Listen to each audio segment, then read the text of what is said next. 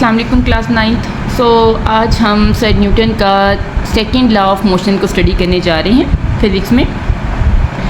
I hope कि आपने अपना फर्स्ट जो न्यूटन का लॉ था उसको अच्छी तरह प्रिपेयर किया होगा।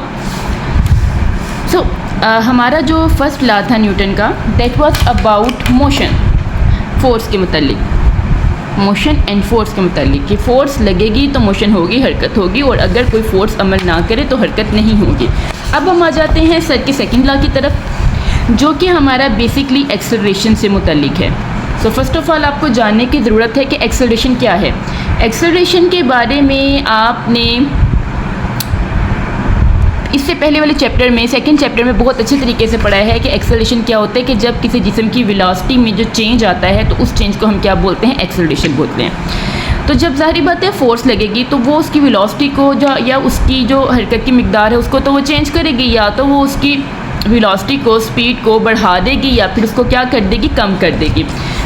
न्यूटन सर अपने सेकंड लॉ में कहते हैं कि जब एक हासिल फोर्स, हासिल मतलब अगर उस पर एक से ज़्यादा फोर्सेस लग रही हैं तो उन सब को अगर हम टोटल करते हैं तो जो फाइनल फोर्स मिलती है वो किसी जिस्म पर अमल करे तो वो क्या करेगी, फोर्स की सीमत में एक्सेलरेशन पैदा कर देती है। मसलन अगर आप बॉडी को राइट साइड पे पुश करते हो तो उसकी वेलोसिटी में जो चेंज आएगा वो राइट साइड पे ही होगा, वो राइट साइड पे मूवमेंट करना शुरू कर देगी और उसका एक्सेलरेशन क्या होगा, राइट साइड में। तो जिस साइड पे आपने फोर्स लगाई उसी साइड पे, उसी डायरेक्शन में हमारे पास क्या हो गया, एक्सेलरेशन। अच्छा, अब ये जो एक्सेलरेशन पैदा हुआ तो पहला पॉइंट हमारा ये हो गया कि जब भी किसी जिस्म पर कोई फोर्स अमल करे तो फोर्स की डायरेक्शन में हमारे पास क्या पैदा हो जाता है, एक्सेलरेशन। अब हम आ जाते हैं इसके सेकंड पॉइंट पे। ये बेसिकली डेफिनेशन है, यहाँ पे आपने हेडिंग देनी है तारीफ़ की, और इंग्लिश मीडियम में हेडिंग देंगे डेफिनेशन की। अब इस एक्सेलरेशन की वैल्यू क्या होगी, उसकी अददी कीमत क्या होगी। एक्सेलरेशन की अददी कीमत फोर्स की अददी कीमत के रास्त नासूब है, डायरेक्टली प्रोपोर्शनल। रास्ता नासूब का मतलब डायरेक्टली प्रोपोर्शनल, मतलब अगर आप ज़्यादा फोर्स लगा रहे हो तो एक्सेलरेशन भी जो होगा वो ज़्यादा पैदा होगा, और अगर आपकी फ़ोर्स की मिकदार कम है तो एक्सेलरेशन की मिकदार भी क्या होगी, कम। और थर्ड वन, जिस्म के मास के माकूस तनासुब है। माकूस तनासुब मतलब इन्वर्स रिलेशन में इन्वर्सली प्रोपोर्शनल। इन्वर्सली प्रोपोर्शनल में क्या होता है कि जब कोई एक चीज़ मिकदार में ज़्यादा हो रही हो तो दूसरी क्या हो रही होगी, कम हो रही होगी। इसको इस तरीके से अंडरस्टैंड कर लेते हैं। एक भारी पत्थर को या ट्रक को हरकत देना मुश्किल है, एक साइकिल को हरकत देना आसान है। मतलब ट्रक का मास ज़्यादा है तो उसमें हरकत की मिकदार, एक्सेलरेशन की मिकदार, जब आप उस पर फोर्स लगा रहे हो क्या होगी, कम। साइकिल का मास कम है तो उसमें एक्सेलरेशन की मिकदार, उस पर आप ज़्यादा फोर्स, उस पर ज़्यादा फोर्स अमल कर सकती है आपकी, और उसमें एक्सेलरेशन की मिकदार भी क्या होगी, ज़्यादा। अब हम इसको वाइंड अप करते हैं। तो सर ने एक्सेलरेशन को लिया और कहा कि एक्सेलरेशन डायरेक्टली प्रोपोर्शनल है फोर्स के। फोर्स ज़्यादा लगाएंगे एक्सेलरेशन ज़्यादा, फोर्स कम लगाएंगे एक्सेलरेशन कम। सेकंड में सर ने कहा कि ये जो एक्सेलरेशन है ये इन्वर्स रिलेशन है किसके, मास के। एक्सेलरेशन, मास ज़्यादा होगा, चीज़ हैवी होगी तो उसमें एक्सेलरेशन कम पैदा होगा, और अगर मास कम है, चीज़ जो सी है वो लाइट वेट है, तो उसमें जो एक्सेलरेशन की मिकदार है वो क्या होगी, ज़्यादा होगी। तो अब ये दो हमारे पास आ गए, number 1 and number 2। Next step में हम इनको क्या करेंगे, हम इनको कंबाइन करेंगे। जब हम इनको कंबाइन करते हैं तो हमारे पास आ जाता है ए डायरेक्टली प्रोपोर्शनल है F/m। ओके, नेक्स्ट अगर मैं यहाँ से बेटे f की वैल्यू निकालना चाहूँ तो m इधर डिवाइड हो रहा है और अपोजिट साइड पे जाके वो क्या हो जाता है, मल्टीप्लाई। जो अपोजिट सिंबल होते हैं वो सेम वही हो जाता है। तो f डायरेक्टली प्रोपोर्शनल क्या आ जाएगा आपके पास, ma। और यहाँ से भी अगर मैं इसको, ये जो प्रोपोर्शनैलिटी का साइन है ना, इसको जब भी ख़त्म करते हैं तो इसकी जगह हम एक इक्वल लगाते हैं और एक कांस्टेंट लगाते हैं। इसको आप ऐसे भी कर सकते हैं इक्वल, और यहाँ पर आपके पास क्या आ जाएगा, कांस्टेंट आ जाएगा, और यहाँ पे हमारे पास F/m। यहाँ तक कि आपकी बुक पे क्लियर हो गया।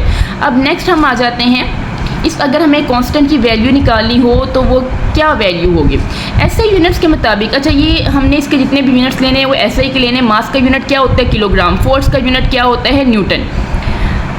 और एक्सेलरेशन का यूनिट क्या होता है, मीटर पर सेकंड स्क्वायर। तो कांस्टेंट की कीमत सबको 1 लिया ना, तो 1 से मल्टीप्लाई 1 से डिवाइड, तो कांस्टेंट की कीमत क्या आ जाएगी, 1। और इसी जगह पे हम कांस्टेंट की जगह पे क्या कर सकते हैं, 1 लगा सकते हैं।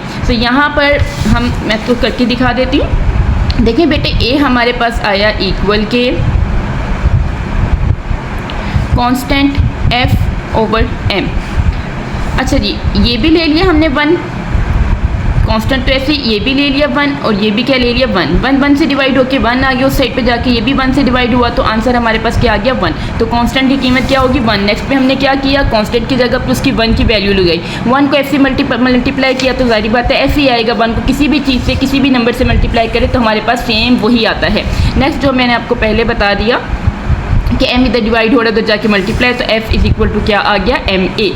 ये जो डायरेक्टली प्रोपोर्शनल का साइन था ये इस तरह से होगा, इस प्रोपोर्शनलिटी का साइन ख़त्म करके एक इक्वल, और यहाँ पर हमारे पास क्या आ गया कांस्टेंट, और ये क्या हो गया ma। नेक्स्ट हम फाइंड कर चुके हैं कांस्टेंट की वैल्यू क्या है 1 और ma। 1 को ma से मल्टीप्लाई किया तो f इज इक्वल टू क्या आ गया हमारे पास ma। ओके जी, यहाँ तक करना है। इसके बाद जो 2 लाइंस लिखी हुई हैं वो हमें करने की इसकी ज़रूरत नहीं है। देन हमारे पास फोर्स का यहाँ पर हम इसका यूनिट भी कैलकुलेट कर सकते हैं। सेकंड लॉ से हम फोर्स का यूनिट कैलकुलेट करते हैं, तो फोर्स का यूनिट क्या है न्यूटन। अब फोर्स का यूनिट कैसे कैलकुलेट हुआ, सेकंड लॉ से बेटे हमें पता चला कि जो हमारे पास फोर्स है वो बराबर किसकी होती है ma के। मास का यूनिट क्या लेंगे हम, किलोग्राम है ना, तो 1 kg, और एक्सेलरेशन लेंगे हम 1 ms-2 यानी कि 1 मीटर पर सेकंड स्क्वायर। 1 को 1 से मल्टीप्लाई किया 1 और ये आ गया किलोग्राम मीटर पर सेकंड स्क्वायर। अब फिजिक्स में किलोग्राम मीटर पर सेकंड स्क्वायर ये इक्वल होता है न्यूटन के, और न्यूटन को हम किससे शो करते हैं n से। और अब इसकी डेफिनेशन कर लेते हैं। सो 1 न्यूटन क्या है, यहाँ से ही करेंगे। 1 न्यूटन वो फोर्स है जो 1 किलोग्राम मास वाले जिस्म में 1 मीटर पर सेकंड स्क्वायर का एक्सेलरेशन पैदा करती है। सो ये बहुत इजी है, आपने जो उसकी वैल्यू फाइंड की उसी से आप इसकी डेफिनेशन भी कर सकते हैं। हम अगेन कर रहे हैं, 1 न्यूटन वो फोर्स है जो 1 किलोग्राम मास वाले जिस्म में 1 मीटर पर सेकंड स्क्वायर का एक्सेलरेशन पैदा करती है। Here it is okay. अच्छा जी, अब हम नेक्स्ट देख रहे हैं, इसी का एक सब टॉपिक है कि वेलोसिटी पर फोर्स का क्या असर होता है।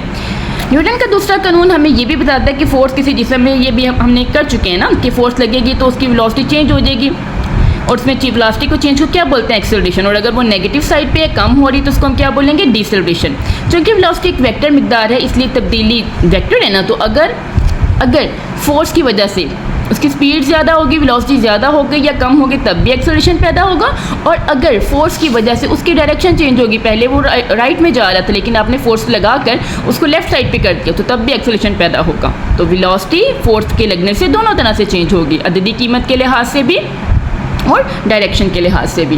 ये जी हमारा न्यूटन का सेकंड लॉ आज कंप्लीट हो गया एंड होप सो आपको समझ आई होगी। अगर किसी को कोई कन्फ्यूजन है तो काइंडली कमेंट सेक्शन में मुझे बताइएगा। And if you are enjoying and understanding your lectures, kindly subscribe my channel. Thank you.